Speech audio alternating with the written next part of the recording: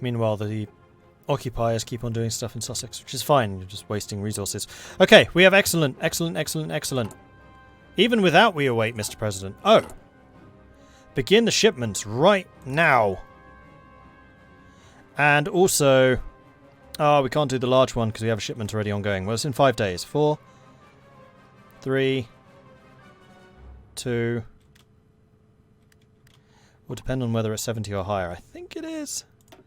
90, 85, 85. Yes, yes it is. Has Burgundy finally done it? The Swiss Seismological Service has issued a press release with worrying news.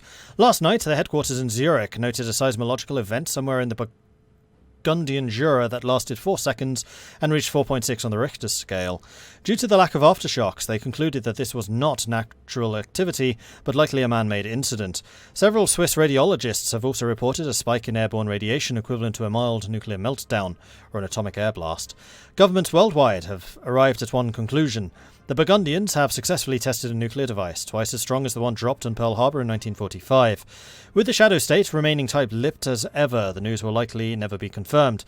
Still, it seems that 1962 will be remembered as a dark point in history, the year Burgundy ascended to the ranks of the nuclear powers. Uh-oh.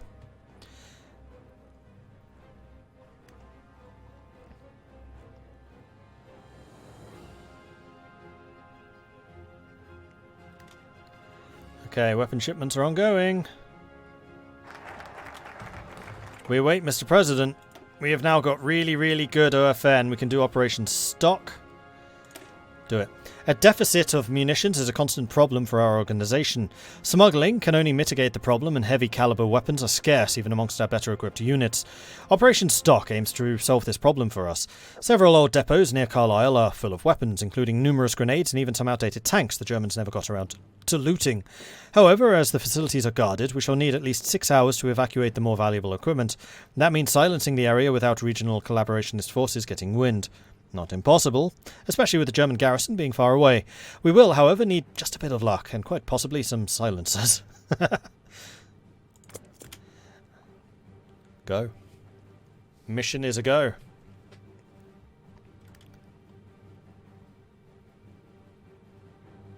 How long is this operation going to go for?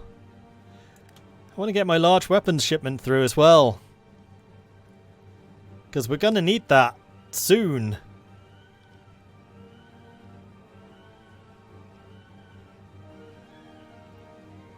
I think I may have massively misjudged this.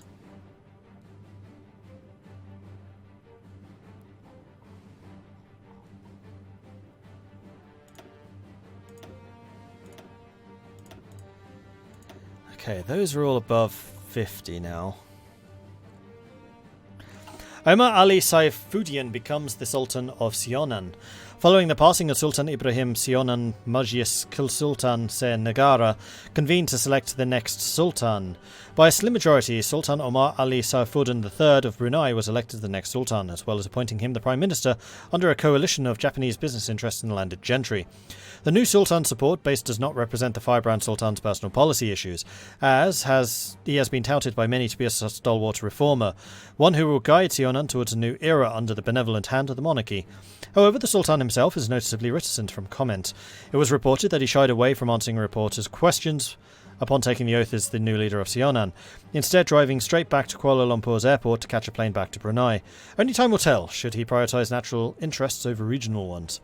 The Tiger of the East roars again. Oh, remember sweet Georgia, sweet Georgia. Claude Auchinleck sat in a small park table eating a light lunch of tinned salmon and bread roll on the side. It was one of the few pleasures he indulged in, for it reminded him of better times, when he was still somewhat young, and the England he loved still free. But small indulgences did not mean there was no work to be done, so Auchinleck opened the cloded letter he found in the door from the morning. To anyone watching, even someone with experience in spy work, it would just appear that the old commando fellow Jellicoe complaining to his old commanding officer Auchinleck, the Foreign Office was incredibly dull, and all the teenagers these days seemed infatuated with the Yanks for some reason. To Claude Auchinleck, known even to his organisation mostly as the boss, it meant Jellicoe's little gamble had worked. The Americans had agreed to ship over some of their old tanks and armoured vehicles for the usual drop-off point. Not enough to make an army, but he reckoned he wouldn't need more than a few tanks for what was to come. The collaborationists, cowards as they were, had been unable to convince the Germans to let them build more tanks than the number limited in the signing of the surrender. It was quite possible that Claude Auchinleck would command more tanks than the government once the Americans followed through. All any observers at the park that day may report was when he finished his lunch, Claude Auchinleck gave a little smile before he went back to Parliament, though nobody could be sure why. Perhaps he forgot to say thank you to someone. That's very good. I like that kind of humour. It's some proper mirth right there.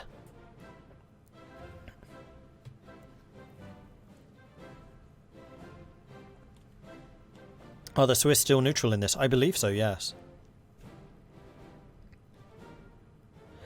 How's the cultural situation in Burgundy? I mean, we can tell very, very strongly that Strengeheim,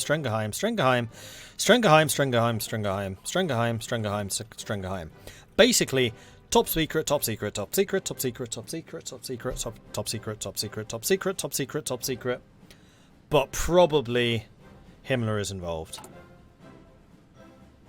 Probably. Maybe. Bulgaria sides with Italy. In a surprising turn of events, the Bulgarian administration has officially cut ties with Germany in large part thanks to the assistance the Italians lent to the new prominent Fatherland Front. Celebrations were held as the last Germans based in Sofia left the city. It was not long after Tsar Simeon II formally signed a treaty aligning Bulgaria with Italy. Although they are indeed an alternative to the Germans, some question if the Tsar has only replaced one overlord with another. The balance of power shifts once again. Oh, sorry, did I forget a top secret? My bad. Alright, gun shipment, here we go. Take 15 days to arrive though, and in that time I've only got 20 guns. State of Turkestan defeated the Republic of Karakalpakstan in the war. Okay.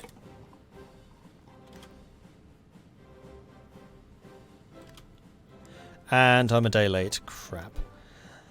So, stability in the north is still very good, but I think I would like to beef it up just a tad more. Especially because we're about to lose Low Yorkshire again. How close are we? We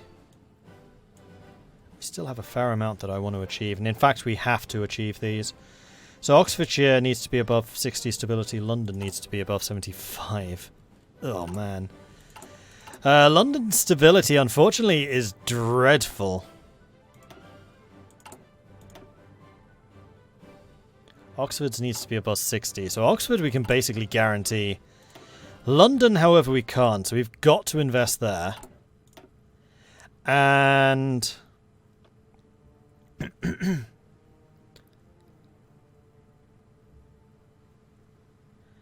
East Anglia needs to be above 60, so maybe we invest in East Anglia too. Oh, East Anglia is already at 55. We probably can do that already, so I think what I'm going to do is stop them taking Yorkshire.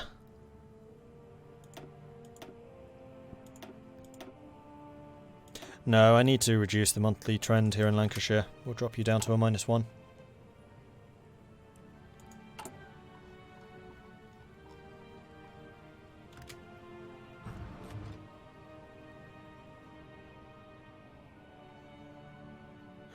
Oh, I still need to do these.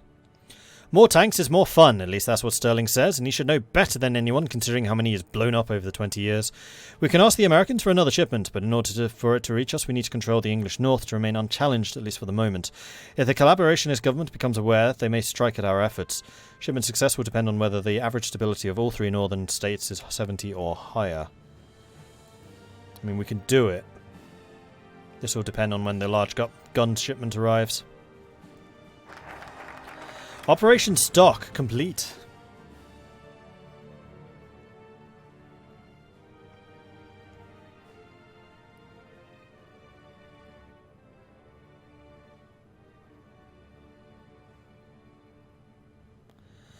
I think an order to hand over would be good, so I can get some more guns.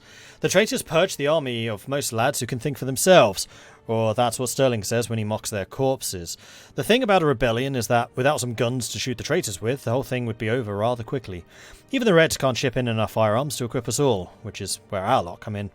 Protocol doesn't change that much from year to year in the army, which means that when a very cross-looking colonel turns up at a depot with a convoy of trucks asking why the heck those aren't ready to be packed already, the poor buggers on duty jump to it quickly. Helped along by a few of our own on the inside, of course. I'm told the haul was over 20,000 semi-automatic rifles alone.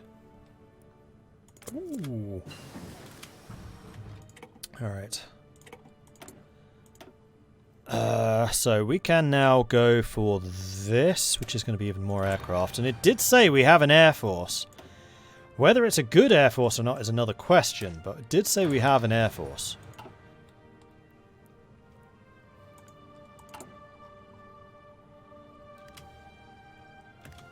And Operation Stock requires 250 guns. Government will lose 500 guns while we gain 500. Ah. But it costs 250 to do. Gun shipment successful. Fortune favours us. Our thanks to the efforts of the intelligence operatives. None of the shipments of firearms and munitions we requested from our backers were lost to enemy action. Considering the seriousness of what we were attempting to do, this comes as quite a relief to High Command. These munitions will prove to be of greater utility to England's coming strife. For although English firearms are of good quality, we haven't made the advancements some parts of the world have come to enjoy quite yet. With these new weapons, though, we can show the world exactly how good an Englishman with a rifle can be. Jolly good. So we got 950, so we can immediately do Operation Stock. We can also bring in a special shipment. And unfortunately this is on the 19th, so it's slightly staggering these actions, but I feel like it's worth it.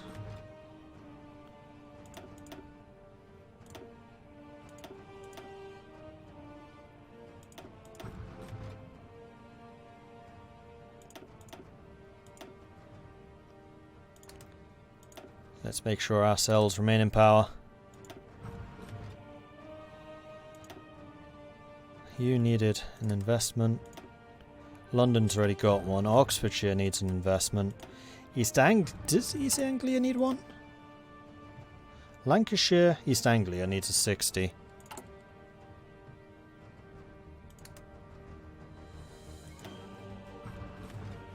So otherwise we can just expand the cells.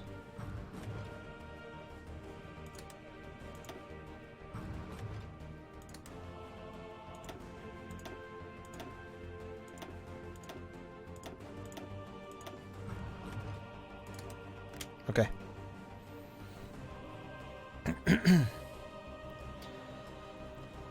Spending a lot of our guns there, but I think it's worth it.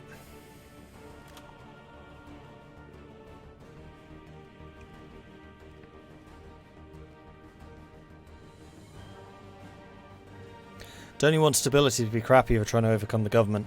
Unfortunately, to do the really big operations, you need stability to be high, which is what these 5 are. See, requires Lancashire stability to be above 60. London stability to be above 75, and I need to do these 3 at minimum. I can do just one of these 2, but I'd kind of like to get them both done, because I have a feeling that the more of this we complete, the stronger we are.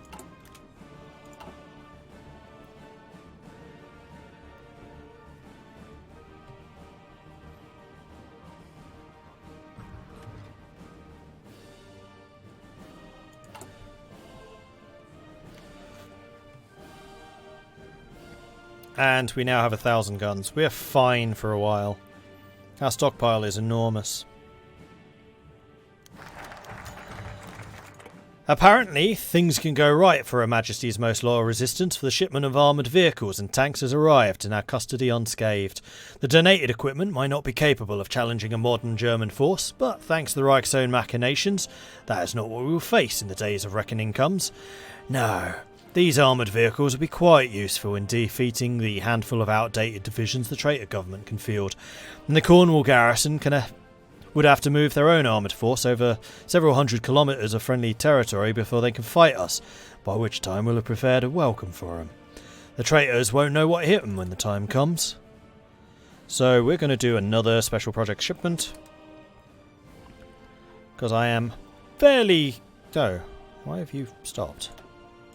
Oh! I can do them all again. Okay.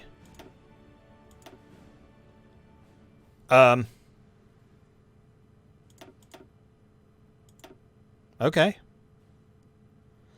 In that case, I think we need to do... want to keep these to 80.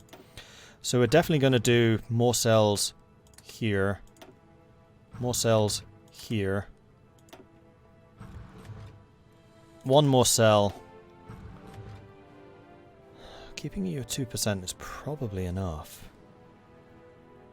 2.5. We'll keep it at 2.5. Your stability... What does Gloucestershire's stability need to be? Gloucestershire doesn't need it. Oh, wait, yes it does. Oh, Sussex needs it. Oh, crap.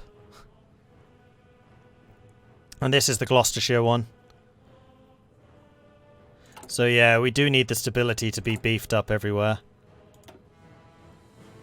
Alright, I guess we're investing in their stability then.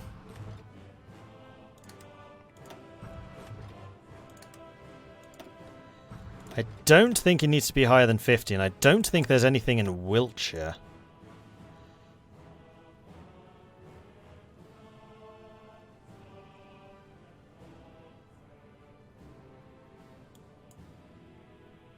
No, Wiltshire has nothing, so Wiltshire is just going to be about control.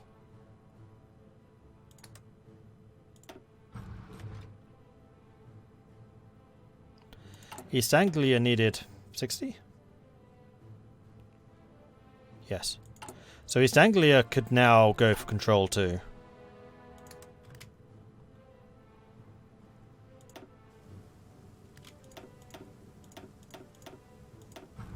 I forgot Gloucestershire. Gloucestershire needs 75. Crap. Okay. We're on it.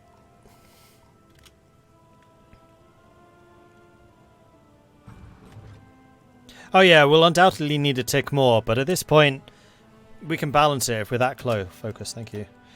Right, next up. Sharpen the sickle. Yeah, because I think I want to do Sussex last. So we want to do sharpen the sickle, O Canada. Oxfordshire would be above 60. Or actually, we could do this and then we could do bad morning. How's London looking?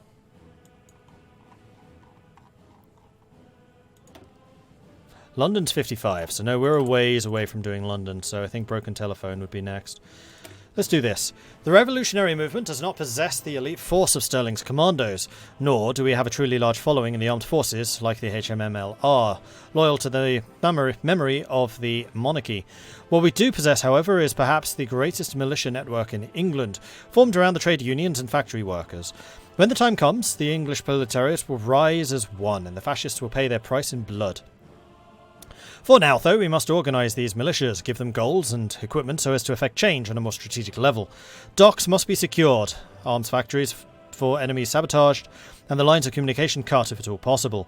For now, as we sit back and sharpen the sickle of the revolution, we wait only for the hammer to fall upon its anvil. Lord help us, the Reds have rifles! And with that, I'm going to say thank you very much for watching. I do hope you've enjoyed this. If you have, be sure to hit that follow button to get notifications when we are live again in the future. If you've really enjoyed this, then do consider subscribing. Helps the channel out, lets me do more of this kind of content. If you want to support the channel in other ways, check out the Patreon, which you can find at patreon.com/MordredViking. I do have a YouTube channel, which you can find at youtube.com/MordredViking, where there is the TNO series of Kemerovo, and I will eventually get around to uploading the Iberia stuff up there, plus there's loads of other Hearts of Iron content anyway. I am not streaming tomorrow. Tomorrow's my day off, so next time I'll be on Monday. Have not yet created a schedule, so I don't know exactly what I'll be streaming on Monday. Then Discord. I have a Discord, which is where the community hangs out. They're a cool bunch, and it's always a real pleasure to see some new faces joining us. So come along, say hello. You would be more than welcome. We are going to go and raid... What was it? Let's see who's on.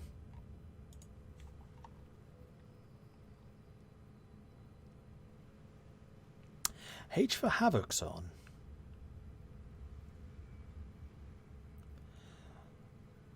I wonder how long for. I'm trying to remember if H for Havoc's a Brit or an American, because if he's a Brit, this is getting very late. Oh, he's only been on for 15 minutes. No, he's just getting started. Alright, we're going to go and raid H for Havoc, who is playing Medieval Dynasty. So head on over to his channel. Say hello from Mordred Viking. I would love to see his chat lit up with the Viking raid, which you can do just like this. Just copy and paste that into his chat. Or you can do it with this one, which has our emotes if you're a subscriber. Note that one will only work if you're a subscriber. If you would be so... what was I saying? I was going to say something. If you enjoy his content, then be sure to hit that follow button. Like I said, H for Havoc is awesome. He does a lot of Total War content. He does a lot of regular games. And also he did a lot of tutorials for CK3. So he does a lot of the same stuff that I do. If you came here from Shenrir's raid, I know that you guys know how to do a raid. So let's really light up his chat. Mordlings, I want to see it done properly. Come on, let's show our raiding credentials. Anyway, thanks everyone for watching. I will catch you guys Monday. Until then, goodbye.